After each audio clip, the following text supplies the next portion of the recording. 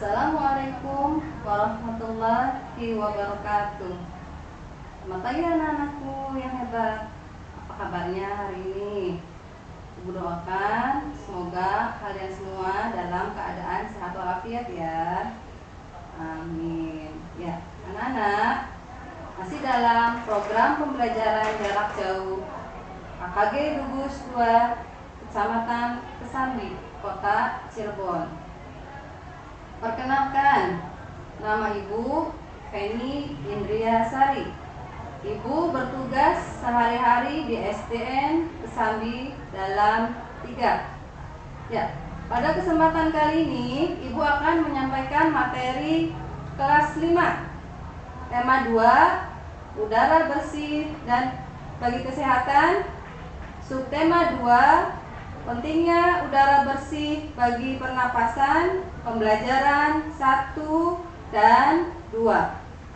Ya, sebelum belajar, alangkah lebih baiknya kita bersama-sama membaca doa terlebih dahulu sesuai dengan kepercayaan dan agamanya masing-masing. Yuk baca doa. Bismillahirrahmanirrahim. Raditu billahi robba wabil islami dina wabi muhammadin nabiyya wa rasulah. Rabbi zidni ilma warzuqni fahma. Amin. Mudah-mudahan pembelajaran pada kesempatan ini dapat bermanfaat bagi kita semua ya.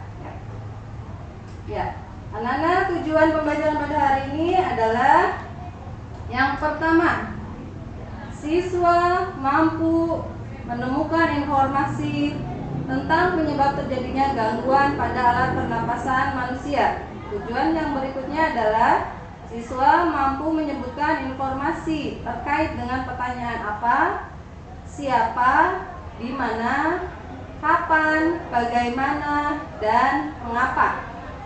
Selanjutnya yaitu siswa mampu menemukan informasi yang berhubungan tentang penyakit organ pernapasan manusia.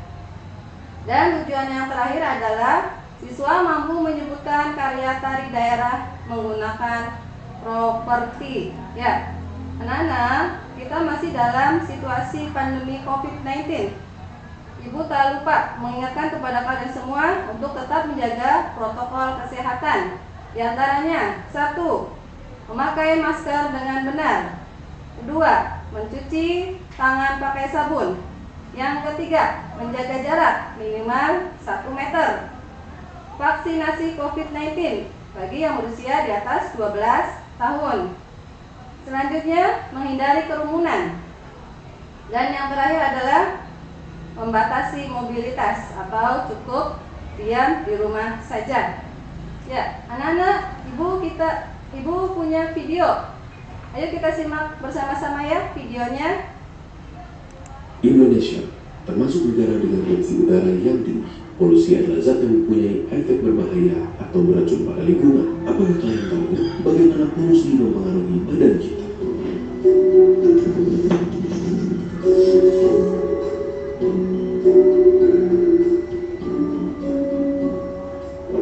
Terdapat 2 cara polusi memasuki udara.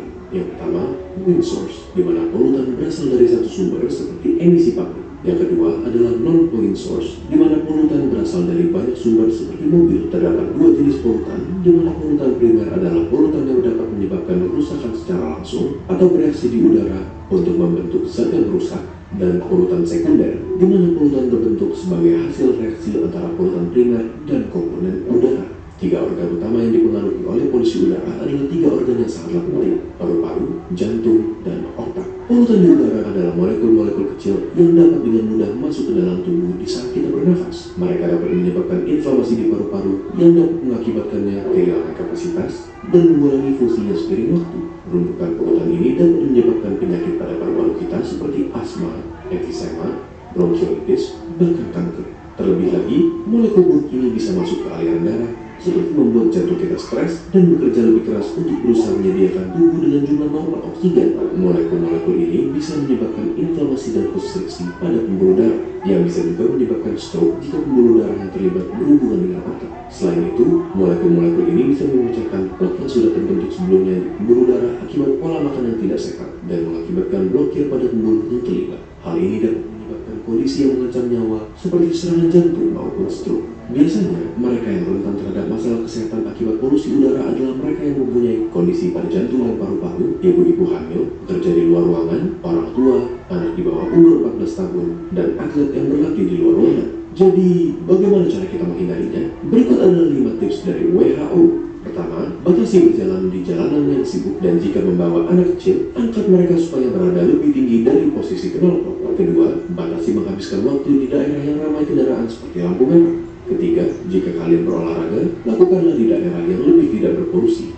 Keempat, batasi penggunaan kendaraan seperti mobil di hari yang berpolusi tinggi. Dan yang terakhir, jangan membakar sampah karena asapnya dapat merusak kesehatan kita.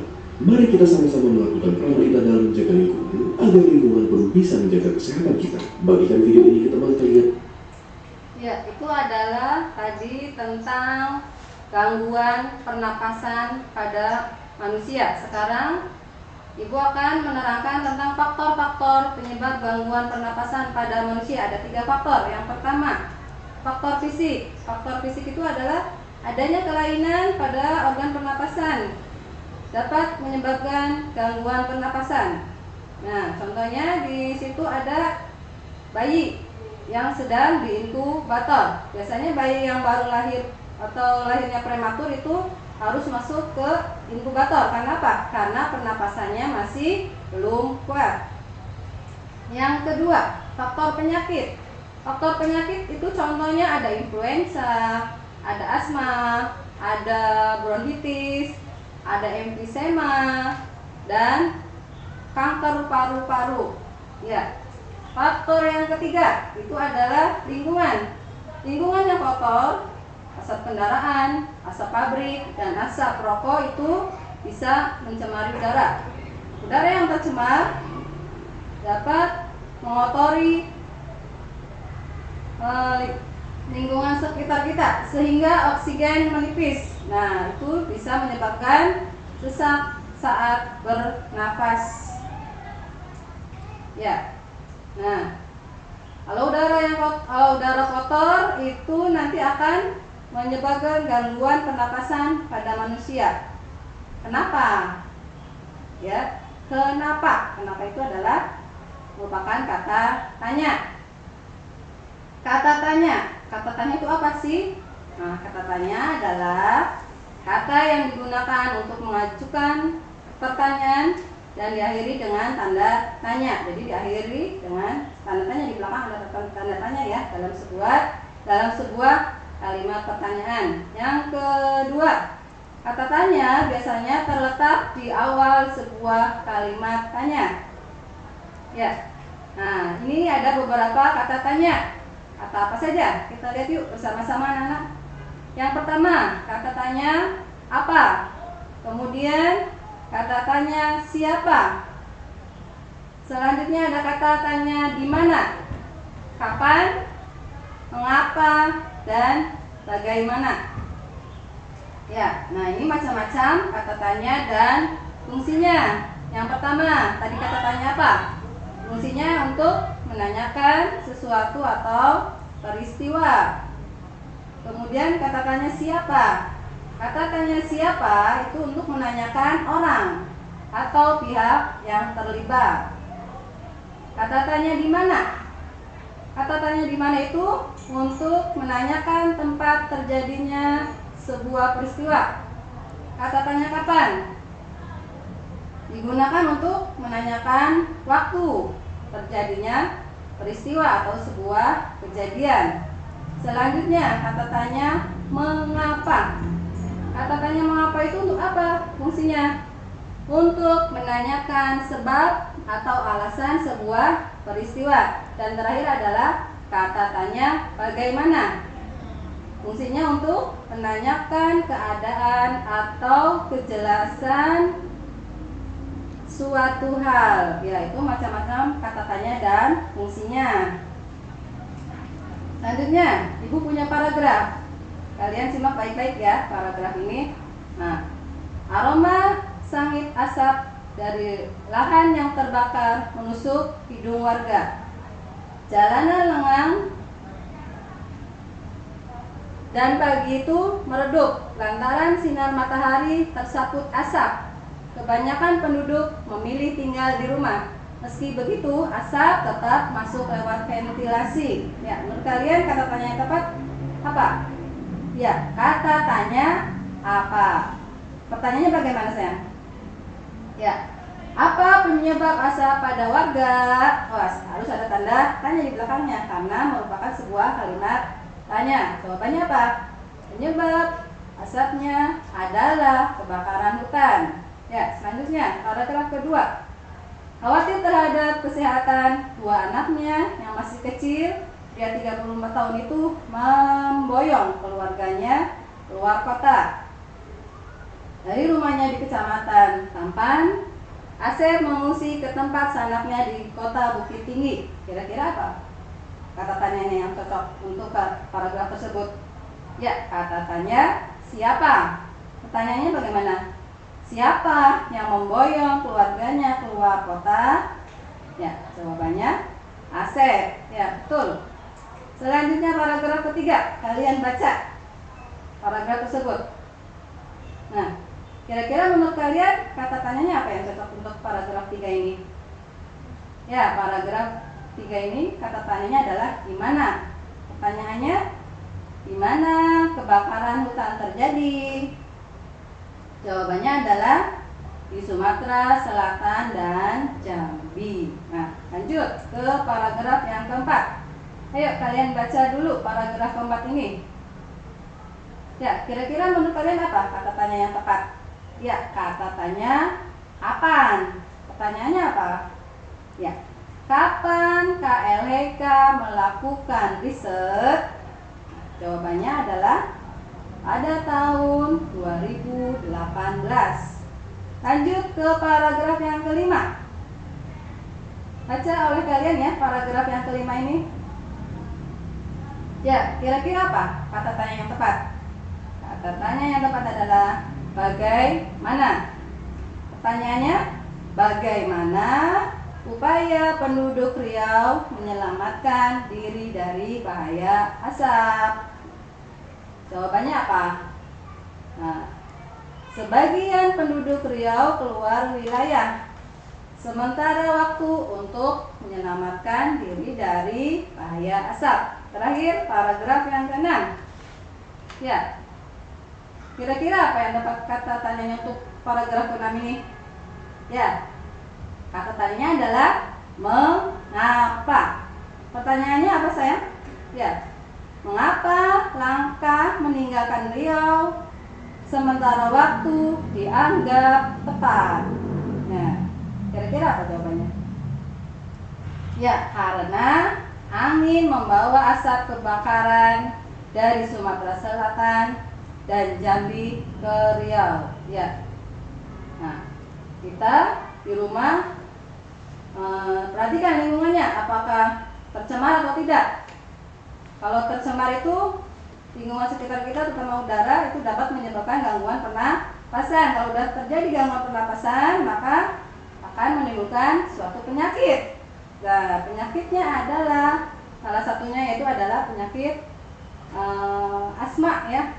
Penyakit asma ini adalah penyakit penyumbatan saluran pernapasan yang disebabkan oleh alergi. Nah, apa aja sih pencetusnya? Ya, ada udara dingin, rambut, bulu, kotoran, debu, atau tekanan psikologis ya.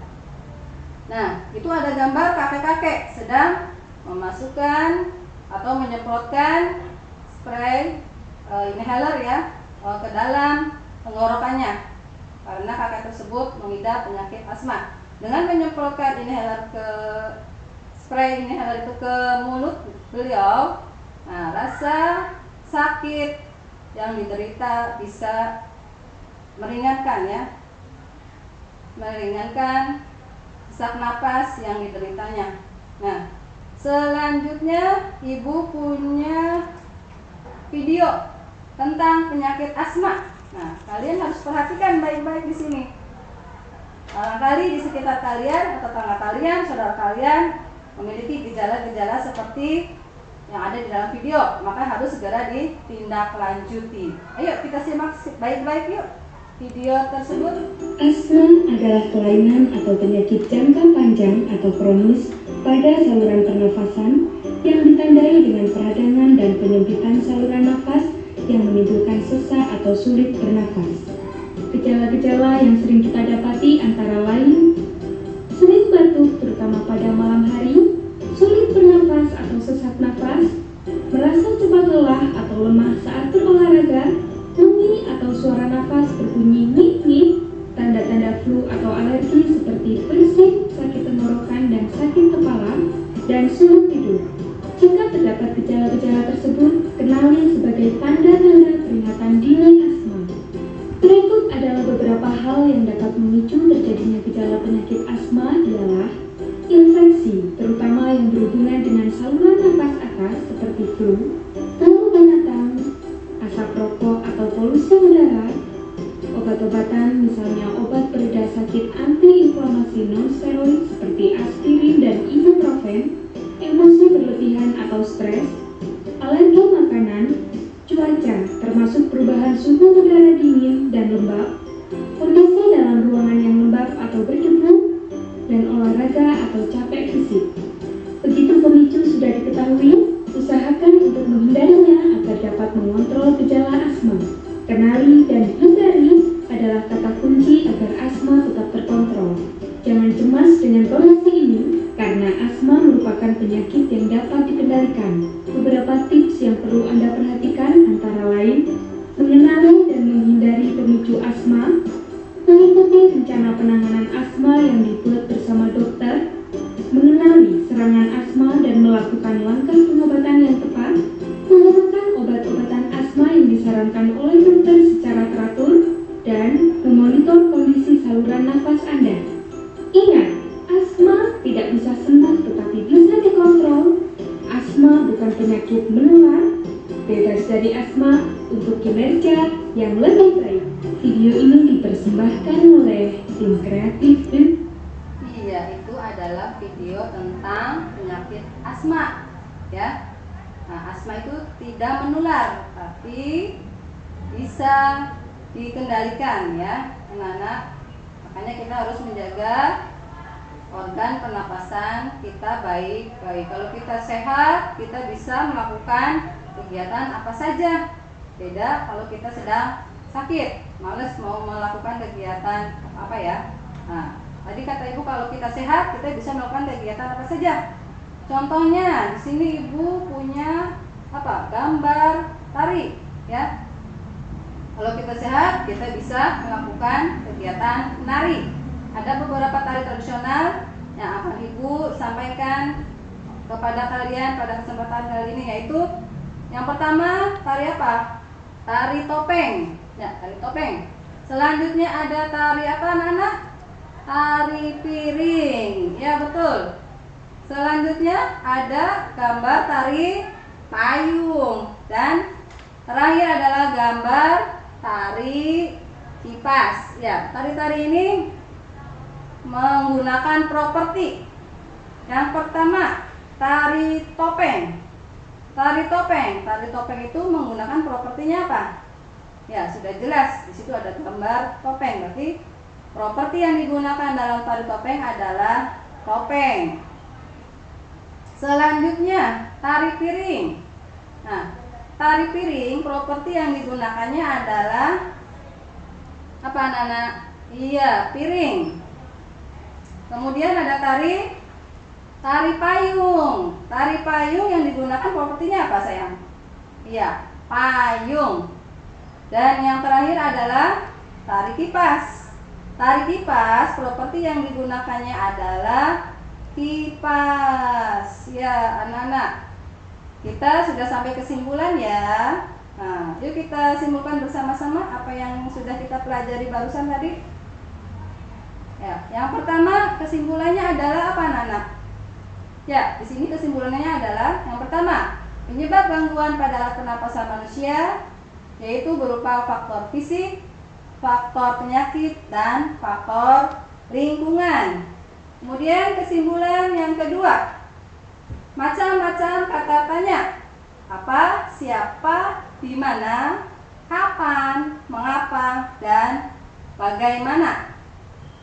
Kesimpulan selanjutnya yaitu asma. Asma adalah penyakit penyempitan saluran pernapasan yang disebabkan kepekaan terhadap rangsang. Dan kesimpulan yang terakhir pada pembelajaran hari ini adalah tarian tradisional menggunakan properti tari.